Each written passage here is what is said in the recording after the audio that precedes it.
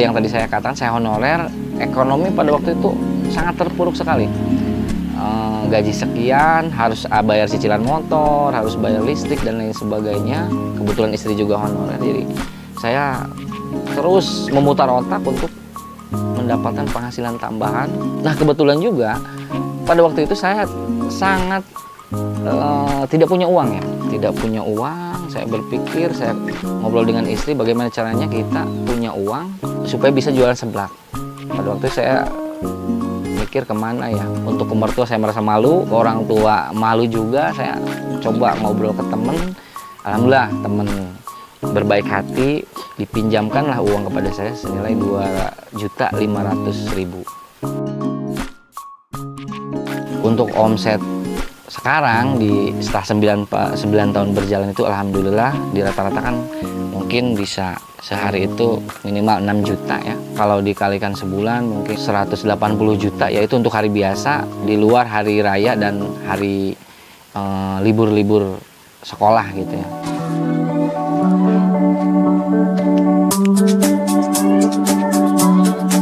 Assalamualaikum warahmatullahi wabarakatuh. Nama saya Cecep Hidayat, umur 40 tahun. Kebetulan di sini sebagai owner dari warung Seblak Biang. Seblak Biang itu berdiri kisaran tahun 2015 ya. Dimana pada waktu itu saya berprofesi sebagai honorer. Saya berprofesi sebagai honorer di yayasan di daerah Sodong. Dengan gaji yang pas-pasan, saya mencoba menafkahi keluarga dengan gaji seadanya. Nah, pada waktu itu saya berpikir bagaimana caranya bisa mensejahterakan keluarga ya. Maksudnya tambahan penghasilan lah, ibaratnya untuk mencukupi kebutuhan rumah tangga. Saya pada waktu itu mencoba berbagai macam wirausaha ya. Saya udah pernah ternak lele, ternak belut, usaha konter pulsa, cuci setim motor. Kemudian di detik-detik terakhir itu sebelum seblak itu saya mencoba memasarkan keripik talas, keripik singkong, keripik ubi. Saya titipkan ke warung-warung dan lain sebagainya.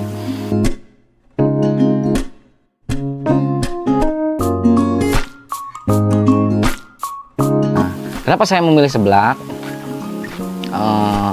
Karena saya rasa pada waktu itu seblak belum booming. Ada hanya beberapa warung seblak yang belum terkenal. Kemudian saya ada ide dari kakak perempuan saya yang pertama, kebetulan di daerah Tangerang itu sudah buka seblak. Pada waktu itu untuk mengisi kekosongan hari libur sekolah, saya mencoba mencari tambahan penghasilan sebagai pembantu seblak kakak saya itu yang di Tangerang. Saya Sabtu Minggu berangkat ke Tangerang, saya cuci piring, saya bantu-bantulah ibaratnya karena seblak yang di sana udah jalan. Sering berjalannya waktu, saya pulang ke rumah, saya dapat inspirasi kenapa enggak ya saya jualan seblak di sini. Nah, dari situlah ide saya berjualan seblak. Kemudian di 2015 itu seperti yang tadi saya katakan, saya honorer, ekonomi pada waktu itu sangat terpuruk sekali. Gaji sekian, harus bayar cicilan motor, harus bayar listrik dan lain sebagainya. Kebetulan istri juga honorer, jadi saya terus memutar otak untuk mendapatkan penghasilan tambahan seblak. Nah, kebetulan juga pada waktu itu saya sangat tidak punya uang ya, tidak punya uang. Saya berpikir, saya ngobrol dengan istri bagaimana caranya kita punya uang supaya bisa jualan seblak. Pada waktu itu saya mikir kemana ya, untuk ke mertua saya merasa malu, orang tua malu juga. Saya coba ngobrol ke temen, alhamdulillah temen berbaik hati, dipinjamkanlah uang kepada saya senilai 2.500.000. Nah, uang 2.500.000 itu saya belikan peralatan. Saya belikan kompor, saya belikan piring, gelas dan lain sebagainya, sehingga bisalah saya berjualan di depan rumah dengan meja kecil. Kemudian pada waktu itu konsumen juga saya belum tahu karena kampung saya ini kampung yang sangat kecil. Aksesnya juga ke rumah itu sangat sulit. jalannya rusak dan lain sebagainya. Cuma saya beroptimis, saya berpositif thinking bahwa selama kita mau berusaha, insya Allah nanti ada jalan. Terus saya lanjutkan itu, merintis usaha itu terus-terusan. 1, 2 datang anak-anak kecil, jajan 2.000, 3.000, saya layani 5.000 terus. Seiring berjalannya waktu, alhamdulillah nama Seblak Biang sudah dikenal. Saya masuk ke kampus dan anak kampus mencicipi, mulai menerima rasanya. Dari situ mulailah dikenal Seblak Biang. Untuk nama Seblak Biang sendiri itu diambil dari nama anak kedua pada waktu itu, kebetulan baru lahir, namanya Bian. Saya panggil Biang, maka saya kasih nama Seblak Biang. Nah, filosofi yang kedua, mudah-mudahan dengan nama Seblak Biang itu dalam arti kata biang mantap ya, biang atau enak lah gitu sepertinya. Nah, mudah-mudahan nama tersebut menjadi doa supaya Seblak Biang itu tetap eksis. Itu. Nah, kebetulan juga pada waktu itu 2015 untuk seblak itu menunya kental gitu ya. Nah, saya coba berinovasi bagaimana seblak itu diterima di semua lidah masyarakat. Konsep saya seblak dengan kuah. Nah, kebetulan pada waktu itu konsep seblak berkuah itu Seblak Biang. Pada waktu itu belum ada. Seperti itu.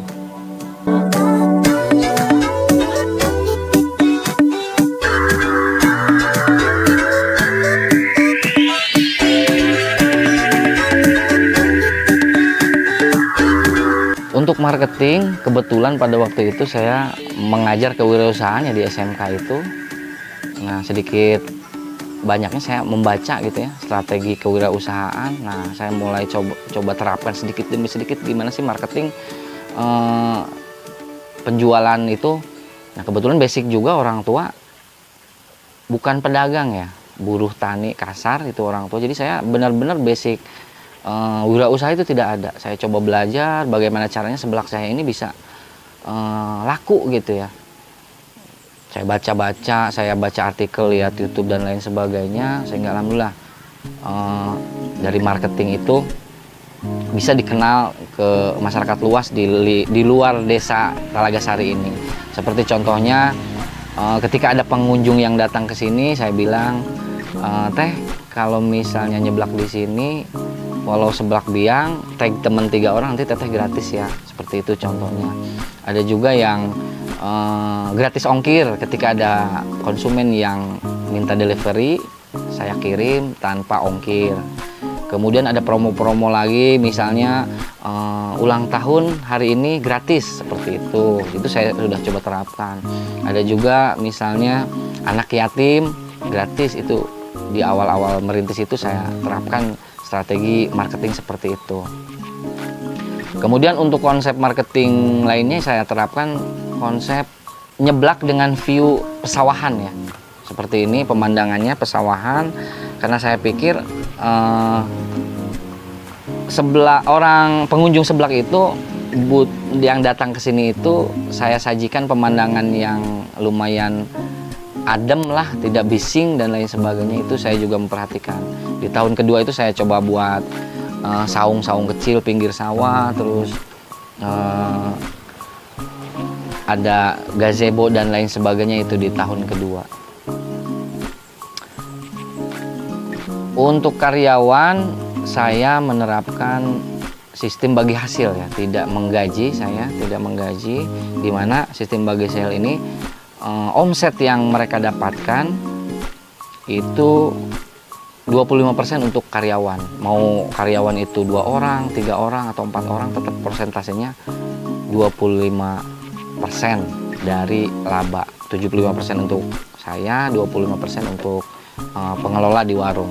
Nah, untuk cabang alhamdulillah sudah ada 6, dari Labuan 1 ada, di Pulau Sari 1, di Sodong, di Menes, kemudian di Jasugi, Bojong. Mulai di awal merintis ya, namanya saya berjualan di kampung, itu omset saya ingat sekali pada waktu 2015, anak-anak kecil yang lewat itu sehari saya dapat 20.000. saya tetap syukuri, alhamdulillah ada yang beli. Kemudian besoknya naik jadi 30.000. Jadi saya rasakan pada waktu itu dari 20.000 itu selalu ada peningkatan yang signifikan gitu ya. Dari 20.000, 30.000, 80.000, 100.000 sampai dalam 6 bulan pertama itu sudah nyampe 800.000 ke 1 juta. Untuk omset sekarang setelah 9 tahun berjalan itu alhamdulillah di rata-rata kan mungkin bisa sehari itu minimal 6 juta ya. 6 juta kalau dikalikan sebulan mungkin 180 juta, yaitu untuk hari biasa di luar hari raya dan hari libur-libur sekolah gitu ya. Karena hari libur, hari raya itu cukup mempengaruhi ke omset.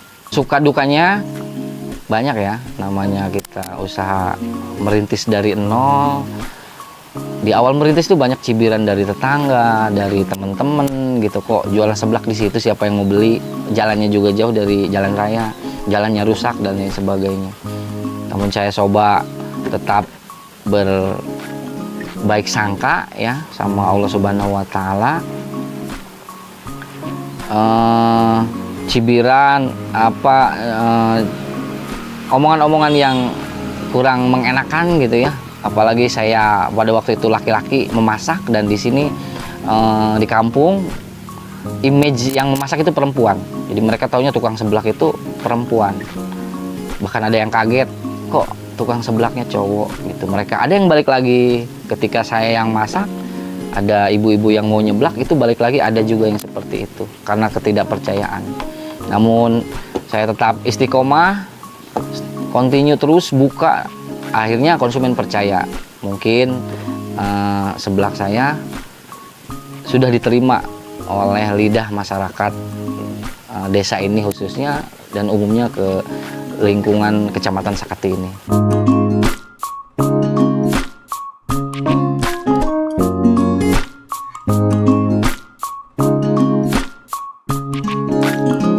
Nah itu untuk suka duka di awal merintis ya. Nah di tengah perjalanan juga ketika seblak biang ini ramai, yang beli, banyak konsumen yang datang, ada juga ibaratnya ini ya fitnah ya.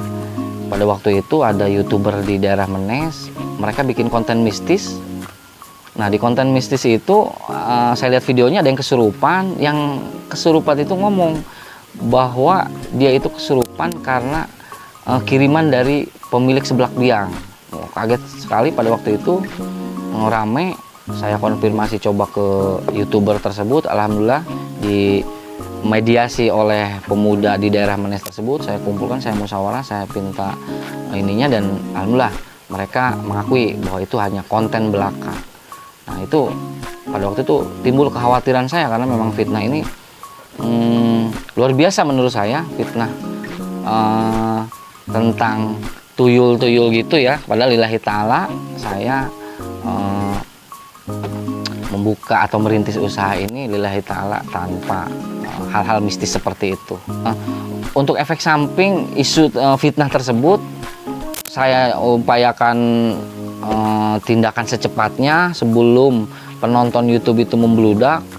Ada sih, ada ya, cuma ada beberapa orang yang ngomong itu seblak biang pakai pesugihan, seblak biang pakai tuyul.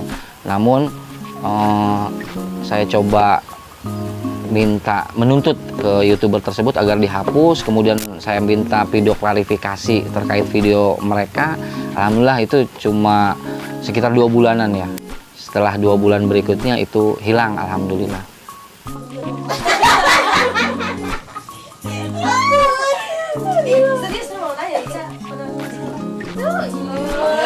Jadi pesan-pesan untuk anak-anak muda zaman sekarang, jangan malu berwirausaha apapun itu. Setelah berwirausaha, ingat harus konsisten,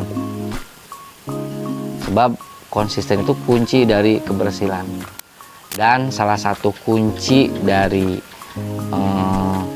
berjalannya usaha ini adalah doa-doa orang sekitar, dimana alhamdulillah saya sekarang ini bisa memberdayakan sekitar 18 orang atau 20 orang keluarga, itu saya berdayakan. Dan satu lagi pesan saya ketika memiliki usaha dan punya karyawan, beri mereka upah sebelum keringat mereka mengering. Itu. Jadi ibaratnya jangan sampai menyepelekan keringat karyawan kita. Karena apa? Karena doa dari karyawan kita itu menunjang keberlangsungan usaha kita.